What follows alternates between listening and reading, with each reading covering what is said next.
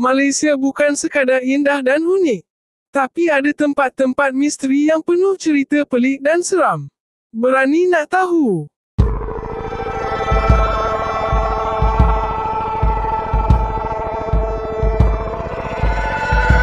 Villa Nabilah terletak di tepi Bukit Johor Bahru.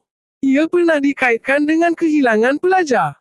Kononnya, siapa masuk waktu malam, tak dapat keluar balik. Berani ke seorang diri pergi Villa Nabilah waktu malam? Bukit Larut, Perak. Lokasi indah tapi sunyi sepi. Ada orang pernah dengar suara perempuan menangis walaupun tiada orang di sekitar. Nak pergi dan periksa sendiri betul ke ada suara menakutkan waktu malam? Silakan kalau berani. Lebuh Raya Karak memang popular. Bukan sebab pemandangannya tapi sebab kisah kereta Volkswagen kuning bergerak tanpa pemandu. Korang pernah lalu Lebuh Raya Karak waktu tengah malam? Kelis Castle, Batu Gajah, Perak. Istana terbengkalai ini dibina oleh William Kelis Smith.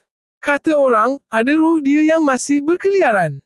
Ada sesiapa yang berani pergi ke Kelis Castle seorang diri waktu malam untuk pastikan roh Keli masih berkeliaran. Gunung Datuk di Negeri Sembilan. Pendaki pernah dengar bunyi tapak kaki dan suara misteri walaupun mendaki seorang diri. Kalau pergi Gunung Datuk, mendakilah beramai-ramai. Apa-apa hal nanti senang. Pulau Jerejak di Pulau Pinang. Dulu tapak penjara dan hospital pesakit kusta. Dikatakan ada banyak kejadian seram berlaku, di antaranya bunyi jeritan tanpa wajah dan bayangan hitam tanpa kepala. Siapa berani pergi sini waktu malam? Tambun Lost World di Ipoh, Perak.